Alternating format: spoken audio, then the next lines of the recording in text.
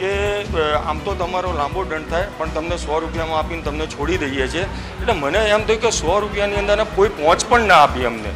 એટલે કારણ કે મારા પાસે કોઈ પણ આવે તો પહેલાંના અધિકારીઓ આવે તો આપણે કંઈ પણ મિસ્ટેક થાય તો 200-500 રૂપિયાની એ લોકો પહોંચ આપતા હોય છે અને એ રીતે આપણને દંડ કરે છે, પણ આમાં કોઈ પહોંચ પણ ના આપી એ લોકોએ. મને ડાઉટ એટલા માટે કે ફૂડ ડિપાર્ટમેન્ટ હોય તો એ લોકો ખાલી મારી દુકાને ચેક કરે કે ભાઈ આ બોક્સ બહાર કેમ પડ્યા છે, પેલા ગેરેજવાળાને ત્યાં એ બધાના ત્યાં ના જાય. એટલે મને ડાઉટ પડ્યો છે.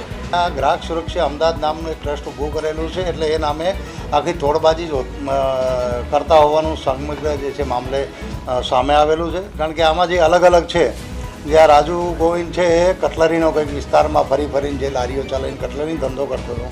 બાકીના જે છે અમુક કોઈ મધ્યાહન ભોજનમાં નોકરી કરતા હતા પહેલાં. એ રીતના આ બધા ભેગા થઈ અને એક સુનિયોજનબદ્ધ આ જે છે આખું કૌભાંડ આ રીતના ગ્રાહક સુરક્ષા નામે ચલાવતા હોય એવું અત્યારે પ્રાથમિક દ્રષ્ટિએ સામે આવે. અમારી તમામ માહિતીથી અપડેટ રહેવા માટે જોડાયેલા રહો S9 ન્યૂઝ સાથે.